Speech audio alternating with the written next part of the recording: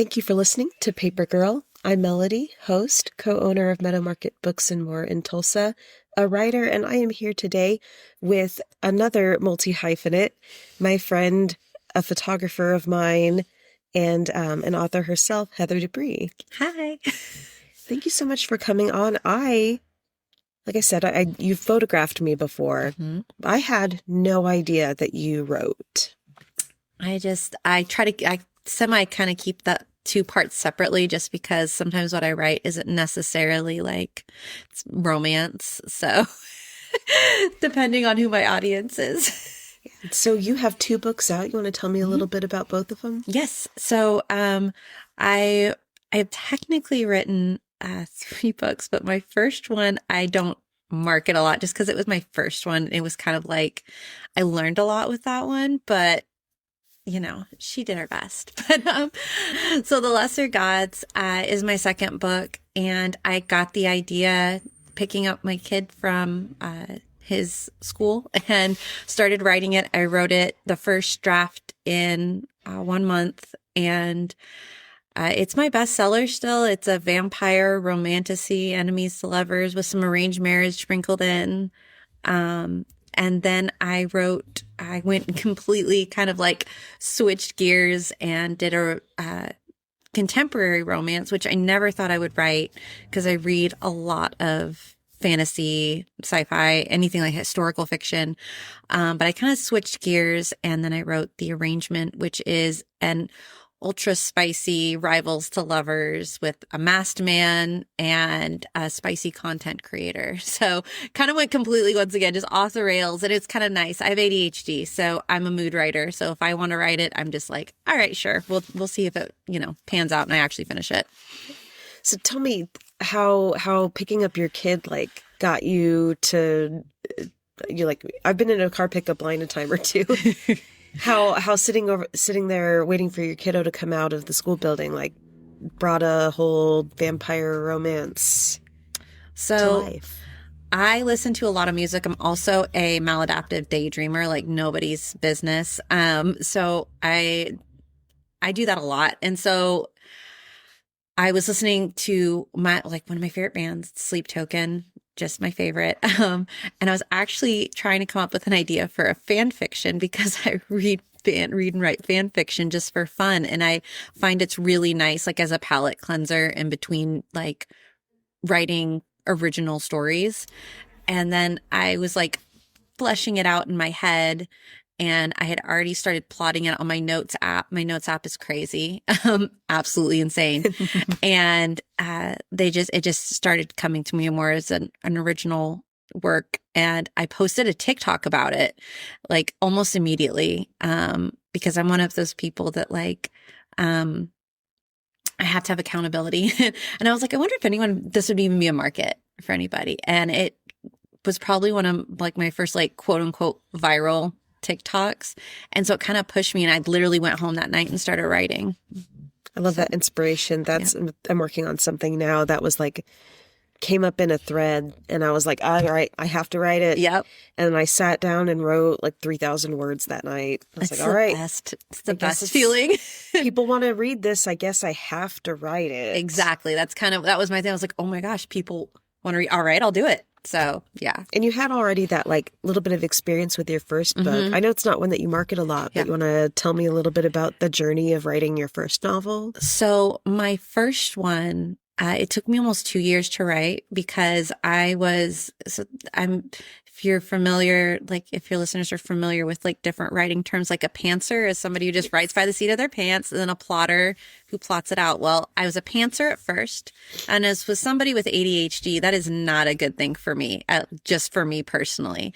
So I kept going back and forth with the plot, and so I'd have to rewrite everything. I think I rewrote that thing 20 times.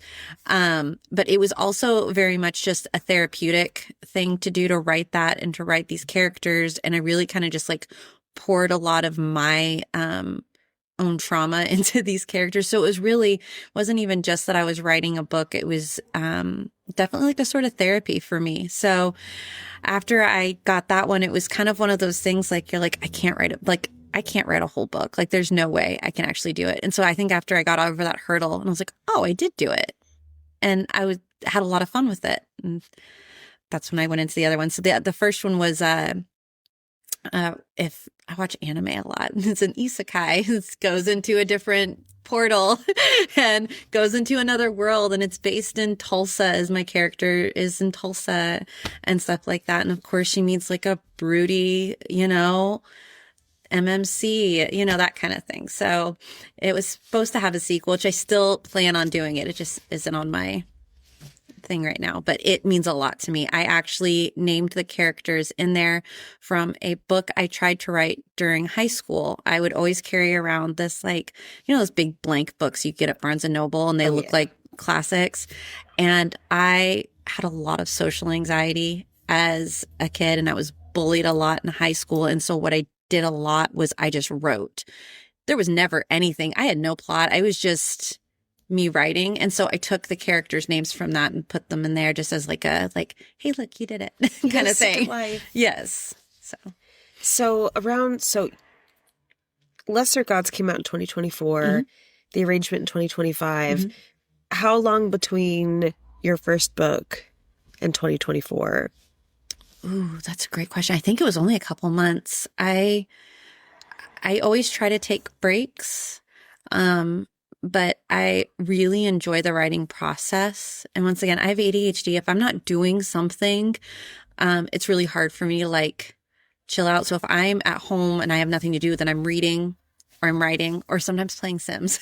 So like other than just normal mom duties and like, just being an adult, I have to have something to do, and my mind is constantly going. So being able to kind of focus that energy, it kind of helps keep me, just as mentally good.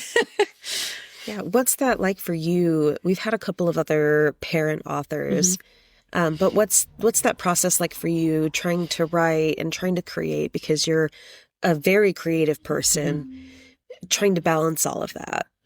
So now that my son's older, he's a teenager now. So it's a little different. I have definitely a lot more free time. So I'm able to do that. But also, I find I find it extremely important as a parent to have something to do outside of parenting, if that makes sense. Yeah. And having that free time to be creative with myself and separate from wife, mother, I think is incredibly important. And honestly, my son and my husband both are very sweet. And so like, I guess my son told his English teacher that I wrote books and stuff like that. And she's like, I tried to look it up. I'm like, please don't, just don't do that in class. So they're all really supportive, and like, he'll always like try to come in while I'm writing and stuff like that. And he knows like when I'm writing, it's writing time and things like that. So yeah, I enjoy it as a nice outlet. I love that. So you also do photography. What other art do you dabble in? Oh, I love doing any kind of like graphic design. That was part of the thing about being a self-published writer, is that you are, everything. You're, the writer, editor, social media manager, things like that. So I make all my own covers. Now I've been able to work with some amazing artists that I've commissioned artwork for, but typesetting, doing all this stuff inside formatting books and stuff. I love doing that. Me and Canva are best friends. There'll be times like when I just like making social media posts. Those are really fun. Also, I just get those wild hairs, and it's definitely just the person in me. I'll see something on TikTok. I'm like, I'm actually going to learn how to do air dry clay this month. So it just depends on what I'm feeling that day. No, I love that. That's like the bright side to like the ADHD hobby hopping is like, if it strikes me and I've got like a little bit of disposable income to pursue this, I'm gonna go check it out and see if I have any fun doing it. It's kind of that master of none kind of thing. It's like, I can do everything okay. Not a master at it, but I've dabbled. So when I was looking through your two books that you're really heavily promoting right now, I noticed that Lesser Gods got like an edit and brand new art. You want to walk me through that journey? Yeah. So being self-publishing and stuff like that, like I said, you are doing everything. So I realized that there was quite a few grammatical errors and things like that in my book. I did not do super great in school. I had undiagnosed dyslexia and ADHD. I wasn't diagnosed until I was 19. So me and, some of my formative years, it just wasn't clicking for me. So a lot of things that people were catching, I could read it 12 times and not catch it until like they highlighted it. So I decided instead of getting really discouraged, I'm a perfectionist. So if things are not perfect, it annoys me a lot. And so whenever I got some of that feedback, instead of just throwing in the towel and being like, well, I can't do it, so I'm just, I'm deleting everything. I mean, that was a thought. I'm not going to lie. I was upsetty spaghetti for a while, but I was like, you know what? I can fix this. So I still had so many people that still loved my book. And I was like, there's, I can fix this. So I hired an editor. She went through and did my book. And I also I made a map. I got some new art for it, kind of give like a remastered thing, just as like, a thanks for still reading. I actually made a post on TikTok and Instagram, just talking to me like, hey, if you DNF'd my book because of grammatical issues, like if that's something that really bothered you, reach out to me and I want to send you a free copy. And so I did. I actually got like a few people reached out to me and I was really glad they did. So I sent them a free physical copy of the book. And I've set it for free for a while, just as like, thanks, here, re-download it kind of thing. And it's on Kindle Unlimited. So the really nice thing is you can just refresh it and it just gets the new one. There it is. Yes. And so, being an indie author and just being a human is learning from your mistakes. And so I did it, fixed it. And now I'm very, very proud of it, that it's still my bestseller. And it is still nice to know that it was still my bestseller before that because people liked the story, despite the fact you're in the right spot. Yeah. So it made me feel good about it. And I just, like I said, I'm a perfectionist. I really am, not protected. I feel proud of what I do. And so I want to make sure that it, I'm doing the best I can. So I was really proud of the remastered version and everything I got some good feedback from it. I think that's really exciting. And I agree. I think it speaks to the writing itself because like being a writer and being a storyteller is not the same thing as being an editor. Mm-mm. And like, there's a whole, like this creative world. Sometimes people are blessed with both. Oh yeah. Sometimes you have both and then one skill kind of goes by the wayside. Yeah. And like, if I'm going to lose one skill, and this happened to me last year, I had both. Mm-hmm. And then we started going through it and suddenly I did not have both. Yeah. And what I did lose was the eye for editing that I once had. And I'm like, well, I can be okay with that because I can have somebody else edit.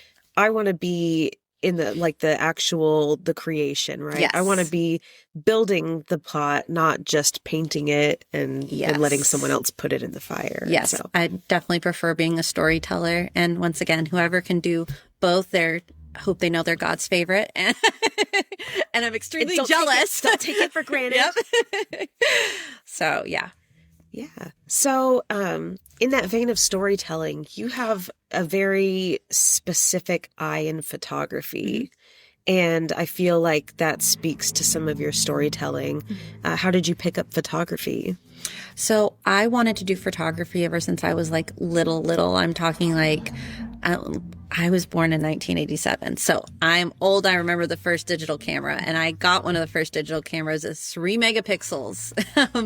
And I used to have a film camera. I was really into photography all throughout high school. Back then, photography isn't like what it is today. If you did photography, you had a studio with lighting. It was I want to even say very male dominated. And it just wasn't something, wedding photography really wasn't a thing. I mean, you'd have somebody come in, snap a couple and go. It's not like how it is today. And so whenever I was, once again, didn't do great in school, I did not, I didn't really have a plan for the future. I struggled a lot with mental health. And so whenever the school counselor's like, what do you want to do when you grow up? And I'm like, I like photography. And they're like, oh, that's such a nice hobby. What do you want to do to make money? And so I went for a semester and I learned black and white film photography. I learned how to use a dark room. It was the only class I passed that semester. But it really just that spark stayed with me. I went through all kinds of different jobs. It was ridiculous. I would just hobby hopping, but job hopping and be like, I'm not actually interested in this anymore. Boring.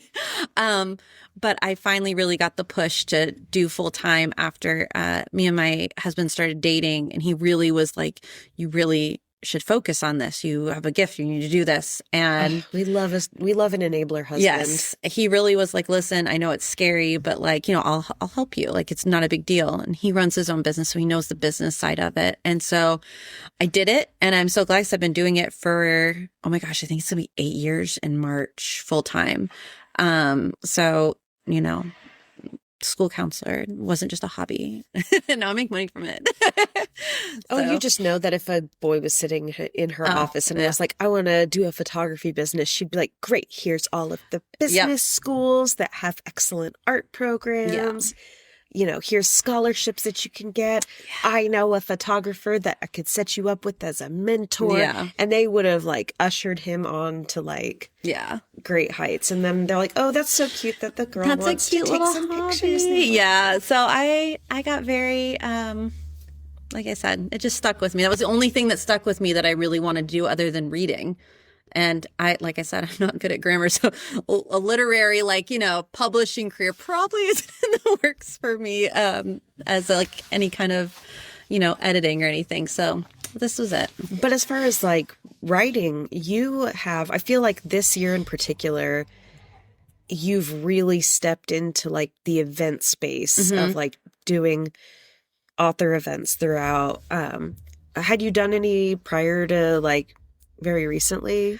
I started doing one with my first book came out. I wasn't doing it at all. Like I said, which is so funny because I am in such a front facing customer service type job, and I do weddings a lot. But one of my friends who works at a bookstore, she really was like, you need to do a book signing, and really and I was like, fine, okay, I'll do it. And so it's kind of one of those things. I love doing them. I get very nervous, but I love meeting people and I love talking to people. So I've really tried to amp it up because I have a 5-year plan. There you go. And so I'm really manifesting and working for hopefully one day, just full-time writing career. And so it is that part where you have to put yourself out there, especially if you're independently published, because there's not an agent doing it for you. Yeah. So it's all you all the time. All me all the time. So you put together a signing was your first Yes. How'd that go? It was actually fantastic. I sold out. I have amazing group of friends, and everyone came by to support me. My husband came by and got me flowers, and it was just a really good experience. Like I said, it was nerve wracking, but it was also especially once again, when you struggle with things like social anxiety, sometimes you just have to do it and be like, I did it scared, but I did it. And it was fantastic.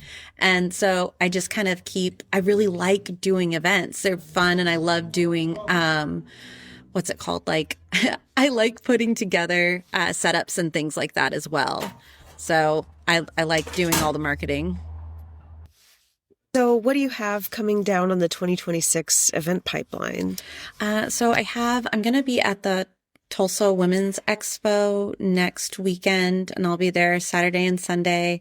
And then I have a couple book signings with Bear's Bookstore in Muskogee. I have one coming up. And, oh my gosh, I have a couple more. I just can't remember off the top of my head. But I've got probably 4 or 5 lined up. So I'm really excited about it. That's so exciting. Have you gotten to interact at all with the writing community, Romance Writers of Oklahoma or anything like that? Yes. We have such a great writing community in Oklahoma and just in general. Honestly, I wouldn't be here if it wasn't for Book Talk and on TikTok, because when I got on there during like the pandemic, like everyone else, because we were all bored, I did learn how to make bread. But I also realized there's such a really great community of people just like me that are writing a book, and I've learned so much from them. And so I think especially being in something that is, you're working by yourself kind of thing, I think building community is really important. And then through that, I met a bunch of amazing authors that are here in Tulsa, which is just fantastic. So like it's really nice whenever we all have events together, because it's like, we get to go have coffee sometimes, and like we bounce ideas off each other. And we always are all very supportive. We repost each other's stuff. We share each other's events. And I think that's really important. It's definitely a community. And I really, really enjoy that part of it. So I want to explore the book talk side of like writing and getting ready to market a book, because when I wrote my book, I was a children's librarian. And so my book talk was very like children's heavy, and my book, not a children's book. Yeah. And so I didn't get that piece of it. And I'm so curious about like really how you got in there, and then like what came of it. So when I started getting into book talk, like I said, I had been reading since ever. In fact, like when I was a child, that was the only way they could ground me, is they would not let me go to the library, and they would take my books away. That was really the only way to like really make me feel a punishment. Oh yeah. And I had been reading for so long, but I guess I didn't realize that some of the books, monster romance, really into monster romance. Love it. I got into a whole new genre of this kind of stuff. I found a really cool community with other people that enjoyed some of the same stuff. I didn't know what dark romance was. I've been reading it for a while, but it was really kind of like the first time I saw that like people were publicly talking about the books they read and stuff like that. I'm like, oh my gosh, what do you mean minotaurs? What's going on here? Now there's mermaid books. So once I started getting into that and kind of finding the community, then you'd start finding people that are like, oh, I'm an indie author.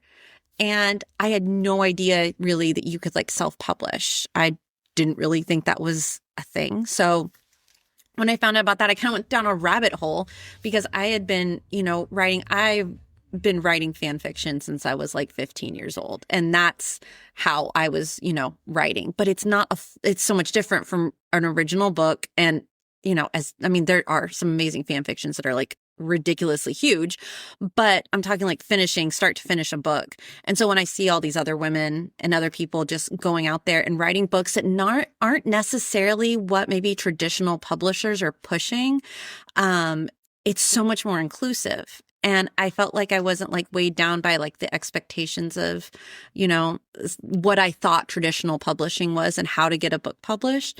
And so once I went down that rabbit hole and, found all this amazing community, it kind of just inspired me to be like, you know what, I can do this. I know what I like to read, and they also like it as well, I guess. Like, didn't know that. So I can write that. So it was very empowering.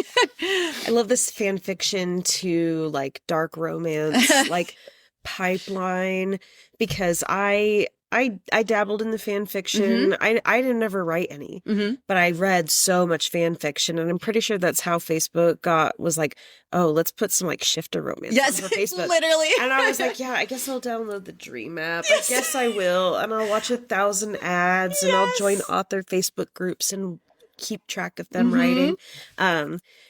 What kind of fan fiction, if you don't mind me asking, got you in the fan fiction universe? Oh my gosh. I'm one of those people. I was really, really obsessed with Star Wars when I was a kid. I read all the expanded universe, and then I found out there was fan fiction. And me and a friend of mine, this is before fan fiction was really a thing, and I didn't even know it had words. So we were pen pals, and we would write each a chapter, and we'd mail it to each other back and forth. Oh my God. And so that's how I started. I was writing Star Wars fan fiction. It just cute little stories. And it was like, we had the best time. I had no idea it was a thing. That's So, incredible. That's so like, oh, pre-internet fan yes, fiction sharing. it was a time. That's such a beautiful. We need to bring that. We right really back. do like a pen pal. Feel like, here you go, guys. Here's your next one. No, like how zines are really Yes. having like a major resurgence, but like fan fiction. zines. Yes. Oh, let's do it. Let's do it. Let's do it. Put it back together, guys. We're not the only spot with like a fan fiction or not Yes. fan fiction, a zine sharing spot. So I think we need to make this happen. Pen pal fan fictions again. That's incredible. Oh my Yes. God. I love that. So how did your fan fiction help you, do you feel, in your novel writing? I think it was just kind of, once again, whenever, you're growing up and when you're growing up and just wanting to, it's just kind of one of those things like an exercise. It was fun to do. And then it's really, like I said, when you're sharing it with your friends, you're like, does this work? And are there plot holes here and stuff like that? So it was really just more like an exercise. So I think it just helped me grow as a writer. I love that. Yeah. Yeah. Just the practice of writing. Exactly. It's so like essential. And I think people forget that like to be a writer, you just have to write. But when you're in the process of writing something specific, you still have to like be regularly exercising that muscle. Yeah. Because like just working on your one piece is like only doing leg day for a year. Yes, exactly. And you're like, wow, my legs look great, but now I cannot think about anything else. Yes. No, I love that. So thinking a little bit about earlier, you were talking about your son telling his English teacher that you were a writer. And I've seen a lot of discourse about this online, especially lately, about whether or not to use a pen name with how popular romance is really getting mainstream. So you did not use a pen name. I didn't. I'm out here just wilding with my full government name. Yeah. I love that. What was did you consider doing a pen name? I did. I actually thought about it for months because I do write romance and it is open door. But I talked to my husband about it too, because I'm like, this is both of our names, right? So I feel like that's something you need to consider when doing this. But I also felt, because I'm selfish and I wanted people to know that it was my work, and I didn't want to, I've been where I've had several businesses and I have like 5 different Instagrams, and feel like almost like I had to brand myself. I'm like, I don't want my writing to be a brand. I want this to be me. I don't want to have to put on like a public facing face for this. I think it's, especially with, I don't know how, like, I'm so bad at this. I'm so sorry. I feel like it was something that was so deeply personal for me, even if some of it's just like, a romance. It's something very important to me. And it was been on my bucket list since I was like, 9 years old, and I watched Little Women and I wanted to be Jo March. And I wanted my name on there and I wanted it stamped. It is kind of one of those things like, art and stuff like that is a way for you to live on forever. And so that it's just one of those things I was like, you know what? I'm just going to go for it. My husband was really supportive. He's just like, I don't care. That's fantastic. Go for it. And so I was like, okay, it freaks me out a little bit sometimes because I'm like, man, if I ever got big, but at the same time, like I said, I like people knowing that it's me. You're like, oh, this is the art I'm making. Yes. So if it's attached to my name, like. Yes. I'm also not embarrassed by the art that I make. I am very, I don't know how the word, I've been an artist for so long. I haven't had to worry about like, how I dress or how I look for so long. I feel like that just translates over to it. I'm just like, you can like it or you cannot. I'm, 38 years old at this point. If somebody, doesn't like me for stuff that I'm writing or sharing, I will survive somehow. So many other people on this planet. Yes. You don't have to like me. That's okay. Yeah. And I mean, if you think about it, we're on like a floating rock in the middle of space at the grand scheme of things. Probably very less on my stress list. I love that so much. So are you working on anything now? Yes. So I finished my 4th book, which is a tie-in novel to The Lesser Gods. It is my biggest work. It's sitting nice at like 170,000 words, which is the most I've ever written.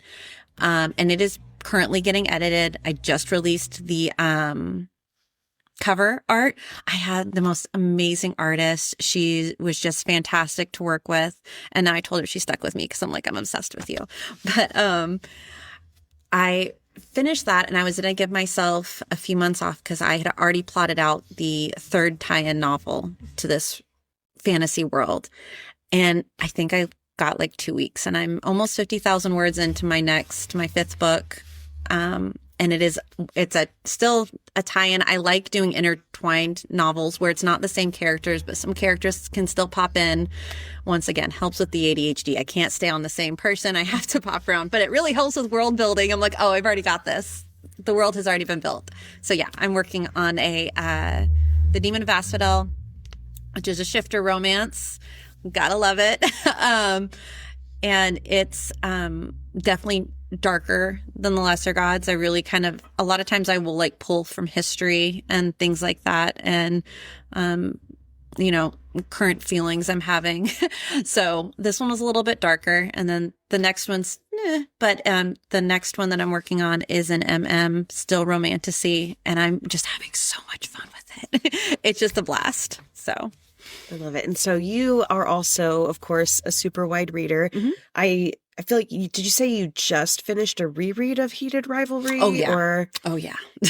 Yeah. I've been consumed. Yes. Have you managed to pick up anything else lately that you've really loved? Oh my gosh. I have read so many books this month. It's actually ridiculous. My friend had to tell me to put my Kindle down and like actually write. She's like, remember, you're wanting to be a full-time author. You need to. I was like, fine. Okay. I read this. I'm really big on Kindle Unlimited. I love reading other indie authors and like self-published authors. And I read the most like adorable. I think it's called like The Wimpiest Vampire, The World's Wimpiest Vampire. I don't know. It's like a vampire and a vampire hunter. I read it in like 4 hours. And so I'm kind of obsessed with her as going through those. And I just finished Dungeon Crawler Carl. Obsessed. Loved it. That was really good. And I listened to the audiobook because the narrator for that audiobook, bonkers. It's I can't tell you how many times I paused and I'm like, what am I listening to? What is going on? And I loved it. It was just chaos. So that was fantastic. And and I'm reading another book by Emma Hamm. She's another independent author, but she does. She's one of the first mermaid ones that I read. It's called Whispers of the Deep, I think.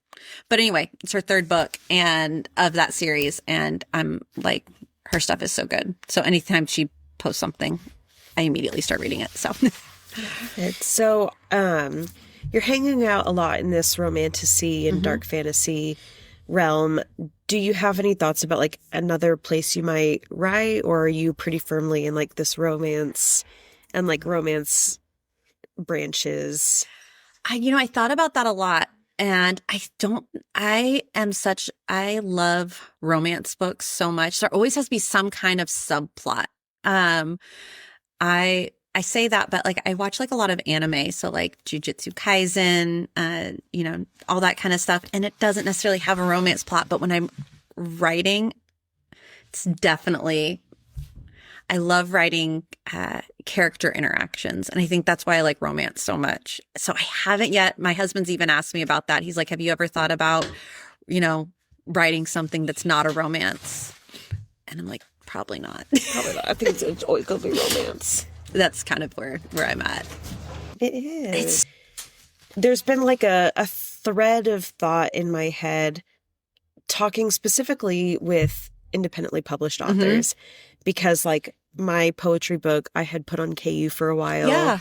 And like all of the different avenues to trad publishing and like trying to de-Amazon my life. Yeah.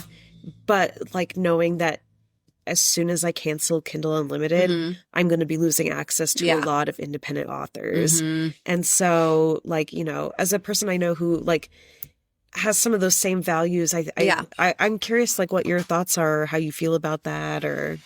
Oh, gosh, it's such a complicated topic. And it is kind of like what you said, like, whenever you lose a lot of readers, and it's an affordable way for a lot of people to read. I mean, I know at the rate that I read, there's no way I can afford to monetarily support all the authors that I want to. And a lot of the authors that I read and like I'm obsessed with, they're not in libraries because they're independent. So it is this weird, it's hard. And it's something I've had to kind of like contend with a little bit because like you said, you want to make sure that your values line up with what you're doing. And so right now I feel like it's the most feasible way to self-publish. And it is kind of one of those, what is it? What do I want to say? Like, it's not the best, but it's what we've got right now. Yeah. Does that make sense? And I, like I said, I love using Kindle Unlimited because and these authors are so great. They're so good. And I think that also with traditional publishing taking so long, and then you've got these publishers who are like, there's some people, I'm like, how are you writing this much and then getting them out and they're edited? Like, what are you doing? I was like, tell me your secret. But yeah, I feel like I don't have a really good answer on that because I feel like I'm still thinking about it myself, if that makes sense. No, that makes total sense because it's like you know what you want to do. And I submitted exactly one query and then I was like, you know what? I don't want to do traditional publishing. I want to be like done with this. Yes. I did what I always set out to do with this book and I'm ready to just like put it aside and move on to the next thing. And like, I published Clever Woman through Barnes & Noble as a very similar process.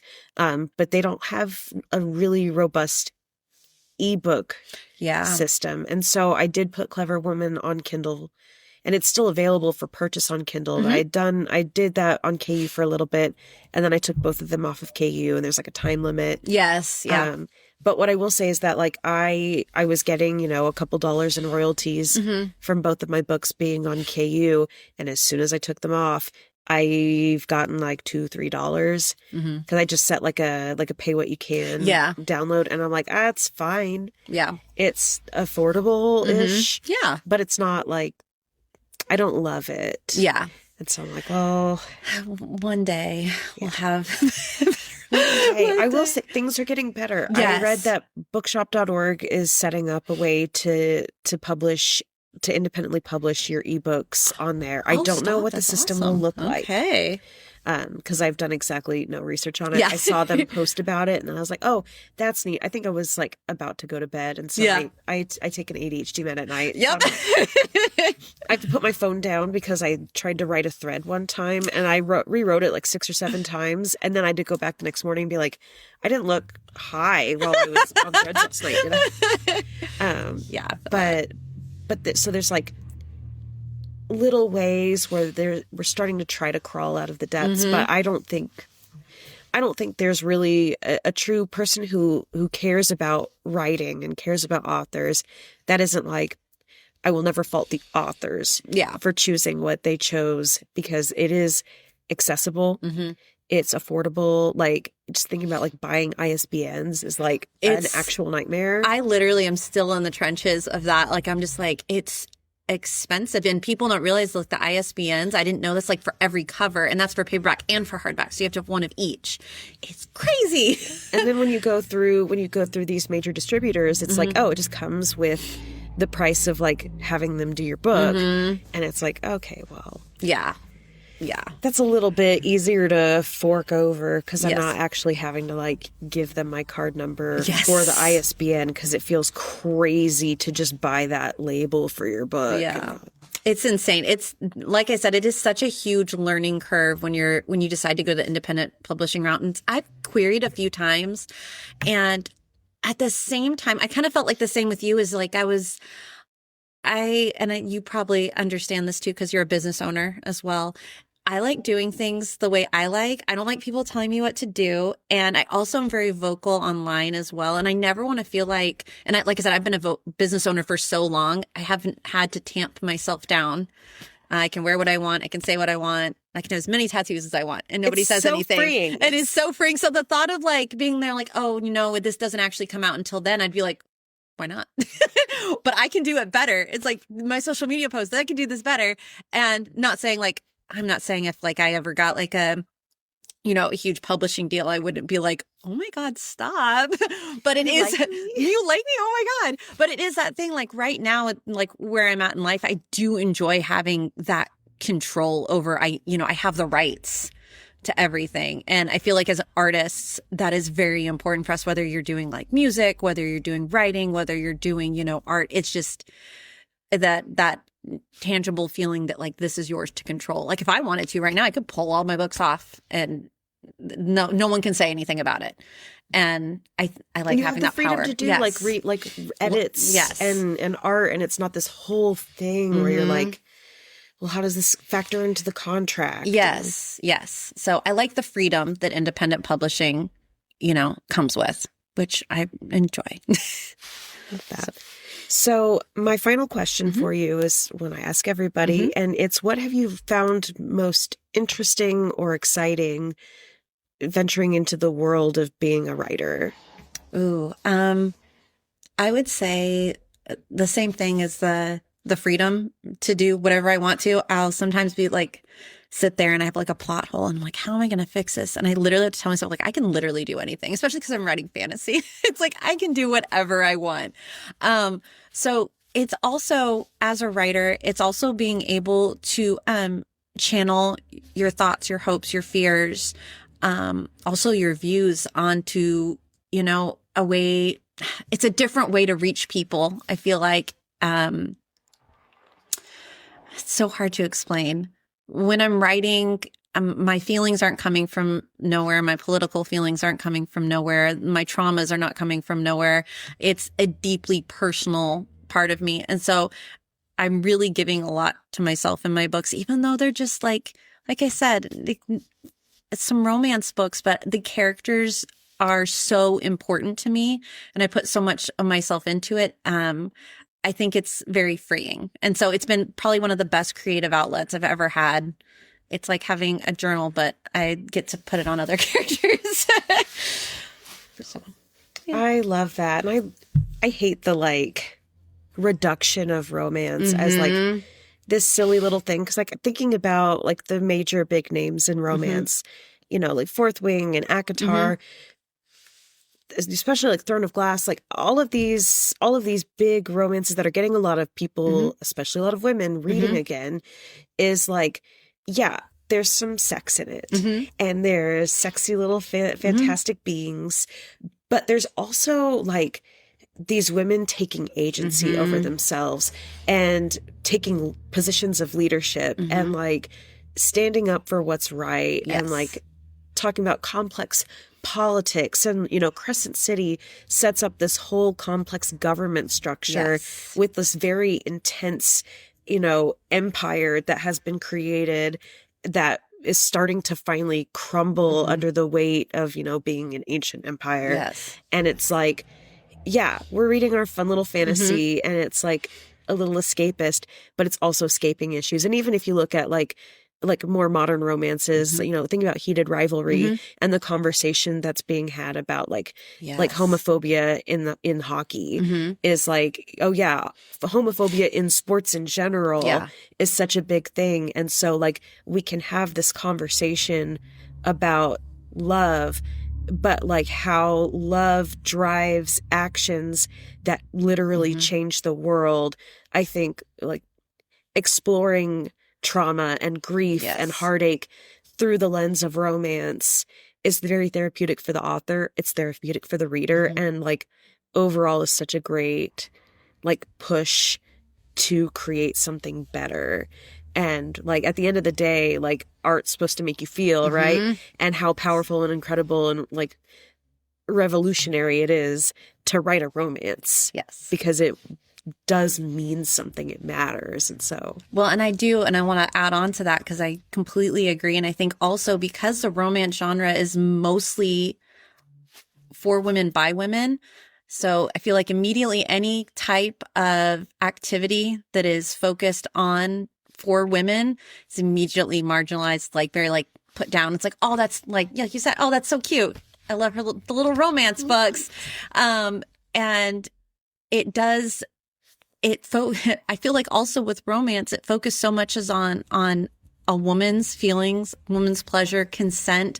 There is so much things that encompass romance fiction. I think, honestly, I think Heated Rivalry did a really great job with that because it also took people that never read that kind of stuff and watched it and they're like, oh my gosh, okay, yes, this is very spicy, but also why am I crying? So I felt like they really are starting to get that, like, oh, I kind of get this. Like, yeah, there's some spicy scenes. It's steamy. It's a little hot, but also you feel deeply for these characters. You have a whole nother level of empathy for somebody maybe you never would have like gotten into that mindset. And so, yeah, I mean, I feel like reading anyway, anything is going to be revolutionary and is going to put you into a different mindset. And like you said, the fact that romance fiction is so, oh, that's cute, but it's one of the leading industries in like book selling right now. So it's just, it is that kind of thing where it's for women. So it's just, aw. Oh, but when they keep casting it aside, then we'll just keep moving in silence, I guess. Yeah. Heather, thank you so much for coming onto the Absolutely. podcast. Thanks. I'm excited to read your books. We're going to start carrying them. I'm so excited. It's going to be just a good old time. Yes. Read some romance, change the fucking world. Yes. I love it. Thank you so much for having me. I had such a good time. Yay. Yes. And thank you so much for listening to Paper Girl. We're going to be interviewing Dolly and Brutus from Siam. They're a micropress here in Tulsa. That's going to be one of our next episodes. We've got some really incredible literacy charities coming up. It's really awesome. So thank you so much for all of your support, and we'll chat with you again next time.